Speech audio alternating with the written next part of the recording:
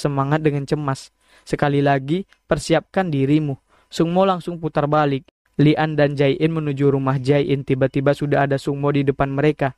Hyung, sudah lama tidak bertemu petugas Yoon Jae-in, ucap Sungmo. Ahju si pelindung. 무슨 아저씨? Dari jauh pria bertopi memperhatikan mereka dari balik kemudi mobilnya.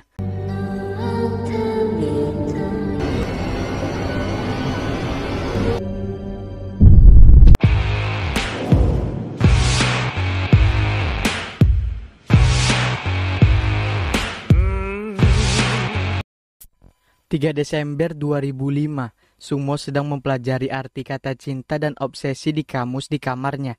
Tiba-tiba bel apartemennya berbunyi. Sungmo keluar kamar dan menemukan ibunya yang terlihat ketakutan sambil menatap pintu. Sungmo, apa yang harus kita lakukan? Ibu pikir itu dia. Sungmo mengintip keluar melalui lubang kunci. Ternyata yang datang 3 ahjuma yang sempat berdebat dengan Pak Yun.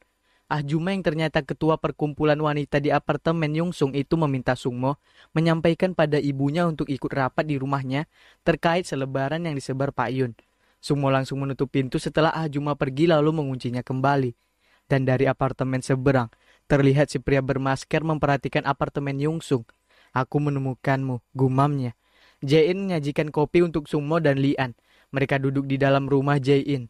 Lian akhirnya tahu kalau kakaknya membantu Jae-in selama 3 tahun. Sungmo bercerita dia yang membuat Jae-in tinggal di rumah atap dan masuk ke sekolah Lian. Sungmo dan Lian pamit pulang. Sebelum pergi, Sungmo bilang ingin minta bantuan Jae-in. Lian langsung kepo bertanya bantuan apa yang diminta kakaknya. Tapi Sungmo bilang akan mengatakannya lain kali. Sungmo dan Lian pun pergi. Sesampai di parkiran apartemen, Lian langsung menanyakan lagi soal bantuan. Sungmo mengulurkan tangannya agar Lian membacanya. Tapi ya, Lian masih tetap belum bisa membaca Sungmo. Keesokan harinya Jae-in keluar dari kantornya dengan terburu-buru. Dia bilang ada kerusakan besar. Lian langsung mengikutinya. Ternyata ada 2 ahjuma yang sedang bertengkar di parkiran sebuah kedai. Ahjuma A menuduh ahjuma B menggores mobilnya saat membuka pintu mobil. Ahjuma B tidak terima karena dia merasa tidak melakukannya. Ahjuma A ngotot menuduhnya karena mobil ahjuma B yang parkir tepat di samping mobilnya. Keduanya hendak berkelahi. Jae-in maju hendak memisahkan mereka tapi dia malah terdorong ke belakang. Lian mendekati mobil ahjuma A dan menyentuh bagian yang lecet.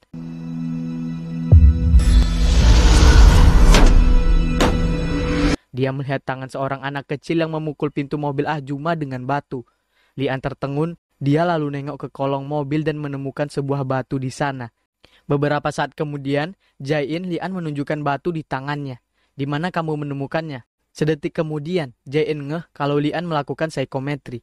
Apa kamu melihat siapa yang melakukannya? Lian mengarahkan pandangannya ke samping. Jae-in mengikuti arah pandangan Lian.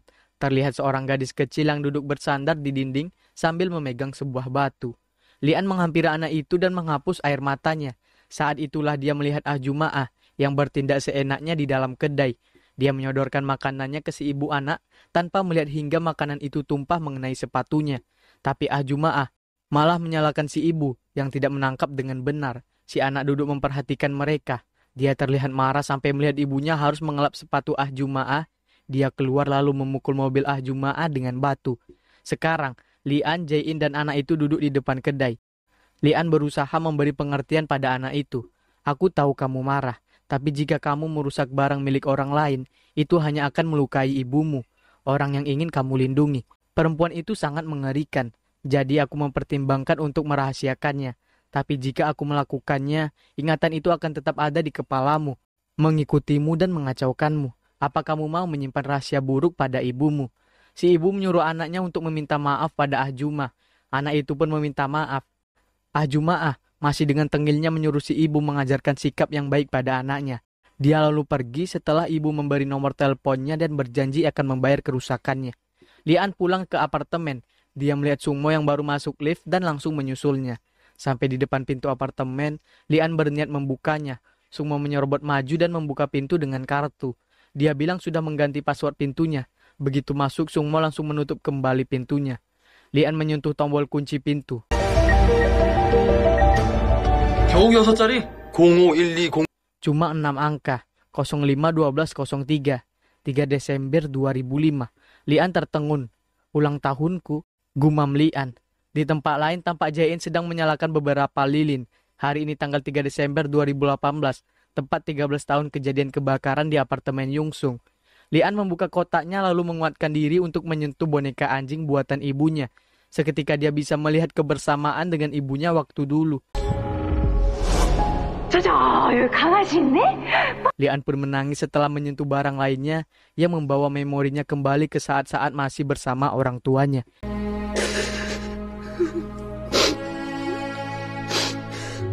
Malam itu tepat 13 tahun peristiwa kebakaran di apartemen Yungsung. Langit gelap dan kota Seoul diguyur hujan. Esok harinya di Badan Forensik Nasional, Jisoo panik dan protes pada Dr. Hong karena tidak bisa mengidentifikasi sidik jari korban. Sidik jarinya rusak parah. Aku berusaha mengidentifikasi apa yang tertinggal, tapi tidak satu pun yang cocok. Jadi dia akan mencoba metode pelembab suhu tinggi. Jisoo dan detektif Lee mengintip dari luar. Dr. Hong memotong salah satu jari korban, lalu memasukkannya ke dalam tabung berisi cairan bening. Setelah 3 detik dia mengangkatnya, mengelesi sesuatu dengan kuas atau membersihkannya, lalu mencetak sidik jarinya. Setelah berhasil, Dr. Hong segera mencari datanya di komputernya. Dr. Hong tersenyum puas. Lian sudah memakai pakaian rapi, bersiap pergi ke pemakaman. Dia memanggil Sung Mo tapi tak mendapat jawaban. Dilihat di kamarnya pun tidak ada. Beberapa saat kemudian, Lian berjalan menuju mobilnya di parkiran. Sekilas dia melihat mobil truk bertuliskan Seohyun Delivery Service. Lian pun masuk ke mobilnya dan pergi. Dan ternyata di dalam mobil truk itu ada si pria bermasker. Setelah Lian pergi, dia memarkirkan mobilnya, lalu turun dan pergi ke kantor pengawas apartemen dengan membawa sebuah paket. Setelah menulis namanya di daftar tamu, pria itu pergi ke lantai 6, tepatnya ke apartemen Lian. Si pria bermasker menatap kamera pengawas yang berada di atas pintu. Setelah itu dia menyobek alamat yang ada di paket yang dia bawa. Ternyata semua sudah ada di pemakaman. Pemakamannya berupa pohon yang ada papan namanya. Dia meletakkan bunga yang dibawanya di tanah, lalu memberi hormat kepada ibunya Sungmo. Lian, Sungmo, dan Jae-in duduk di sebuah restoran. Sungmo menyatakan niatnya untuk meminta Jae-in membantu Lian mengembangkan bakat psikometrinya. Lian dan Jae-in saling melempar pandangan. Ternyata waktu Lian dan Jae-in bicara di rooftop, Sungmo mendengar Lian menendang pot bunga dan dia berhenti untuk mendengarkan apa yang terjadi. Jae-in terkejut, berapa banyak yang Anda dengar? Sungmo menirukan kata-kata Jae-in waktu itu. 너한테 다 해서라도란 말이 참. 스톱. Lian bertanya kenapa dia butuh bantuan Jae-in untuk mengembangkan kemampuannya. Sungmo bilang Jae-in boleh menolak kalau Jae-in mau, tapi dia tetap berharap Jae-in mau membantu Lian. Sungmo menawarkan bantuan agar Jae-in bisa transfer ke unit kejahatan kekerasan kalau Jae-in bersedia membantunya. Jae-in tertegun mendengar tawaran Sungmo. Lian memperhatikannya. Jae-in bersama kolega lainnya naik ke atas panggung untuk memberi selamat dan foto bersama. Kolega Jae-in menyarankan rekan-rekannya untuk mengumpulkan banyak poin agar dipromosikan. Dalam perjalanan pulang, Jae-in bicara pada dirinya sendiri. Kumpulkan poin apa? Apa aku harus mengharapkan sebuah kasus supaya aku dipromosikan? Tapi nyatanya Jae-in sekarang sedang mengintai di depan sebuah bank. Tampak seorang pria berpakaian dan bertopi hitam lewat di depan bank, bersamaan dengan seorang nasabah bank yang baru saja keluar membawa banyak uang. Mereka bertabrakan hingga uang si nasabah jatuh berceceran di jalan. Jae-in tersenyum sinis melihatnya, menantikan momen drama pencopetan di hadapannya. Tapi nyatanya pria bertopi justru menolong si nasabah merapikan uangnya lalu pergi begitu saja. Jae-in bertemu dengan Lian. Lian mengambil kotak yang berisi sepatu Jae-in lalu memberikannya pada Jae-in. Seketika ingatan Jae-in melayang pada saat ayahnya membetulkan tali sepatunya. Saat itu aku bertemu denganmu. Kamu memberiku permen? Tanya Jae-in. Kamu tidak ingat? Jae-in menggeleng. Lian terdiam sesaat. Ayo kita mulai bersama. Lian mengulurkan tangannya. Namun Jae-in beralasan kalau dia belum bisa memutuskan. Lian sampai parkiran apartemennya. Dia turun dan berpas-pasan dengan Sungmo yang akan pergi menemui Jisoo. Lian langsung bisa menebak kalau Sungmo mengambil kasus koper. Dia sangat senang dan antusias menanyakan perkembangan identitas korban. Dia lalu pergi dengan mobilnya. Lian lalu pergi menyusul kakaknya. Lian membutuhkan mobil Sungmo saat akan berbelok. Tiba-tiba mobil truk dari layanan pengiriman Seohyun mendahuluinya. Beruntung, Lian sigap mengerem hingga tidak terjadi tabrakan. Lian melajukan mobilnya kembali. Kali ini posisinya, mobil Sungmo paling depan disusul mobil LPS dan di belakang sendiri ada Lian. Lian berkali-kali mencoba mendahului mobil LPS agar bisa membuntuti kakaknya, tapi mobil LPS selalu menghalangi jalannya. Lian sampai heran sendiri, ada apa dengan mobil ini?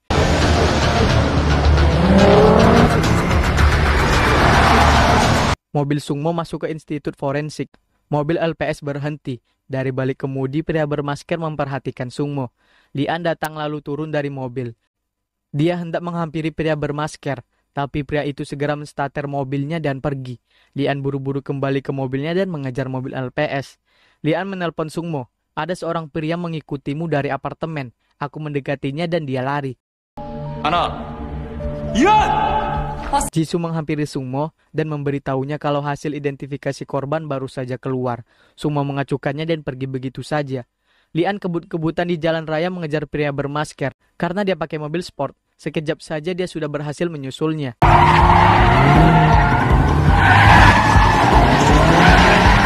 Lian berusaha melihat si pria bermasker. Pria bermasker sengaja membuka jendela mobilnya selama beberapa detik, lalu menutupnya kembali.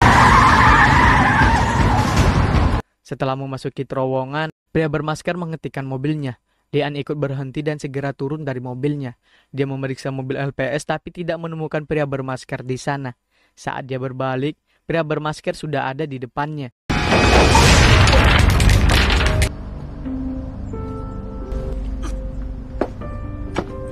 Tempat permen Jain terjatuh, hingga permennya berjatuhan dan beberapa masuk ke kotak sepatu.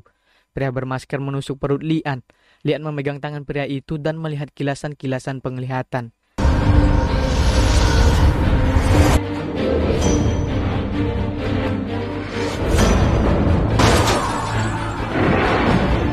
Siapa kamu? Tanya Lian. Kenapa kamu tahu kakakku? Lian berusaha membuka topi pria itu. Seorang perempuan berteriak karena melihat kejadian itu. Lian pun tersungkur ke tanah. Lian dibawa ke rumah sakit. Perutnya mengeluarkan banyak darah. Lian berkata dia sudah memperhatikanmu cukup lama. Bahkan saat kita melompat dari apartemen, dia ada di sana. Lian sudah mendapat perawatan dan sekarang dia sedang tidur. Jisoo berharap Lian baik-baik saja karena alat vitalnya tidak terluka dan operasi berjalan dengan lancar. Sungmo malah mengajaknya pergi menemui Dr. Hong yang pasti sedang menunggu mereka. Sungmo menyetir sambil melamunkan kata-kata Lian tadi. Lian menelpon Daebong dan memintanya membawakan makanan. Lian mengirim pesan pada Sungmo untuk kembali karena ada banyak hal yang ingin dia ketahui. Sungmo sendiri baru saja di ruang autopsi bersama Jisoo. Kamu sudah mengidentifikasi korban? Tanya Sungmo pada Dr. Hong. Lian keluyuran di rumah sakit, dia bertanya pada perawat di mana toko terdekat. Perawat bilang ada di basement kedua. Sungmo terkejut saat Dr. Hong memberitahunya kalau korban adalah Kang Hisuk, pengasuh rumah perawatan Hanmin 2 tahun lalu. Jisoo memeriksa tangan korban tapi tidak ada cincin di jarinya. Dr. Hong terlihat stres. Bukan hanya cincin, secara matematika saja tidak cocok. Tidak mungkin dia hidup 2 tahun lalu karena dia mungkin sudah mati 4-5 tahun lalu. Jadi siapa Kang Hisuk yang bekerja di rumah perawatan Hanmin 2 tahun lalu? Kita harus cari tahu. Perawat yang berjaga di depan kamar Lian pergi. Lift terbuka dan pria bermasker keluar dari sana. Lian sedang makan sosis sambil tiduran. Pria bermasker berjalan di lorong rumah sakit. Dia berhenti di depan kamar Lian. Pintu kamar Lian terbuka, seseorang masuk. Lian tersenyum berpikir itu adalah Sungmo. Dia turun dari ranjang lalu mengintai di balik tirai. Begitu orang itu mendekat, Lian langsung menggulung orang itu dengan tirai. Lian meringis menahan sakit di perutnya. Kenapa lama sekali? Aku menunggumu.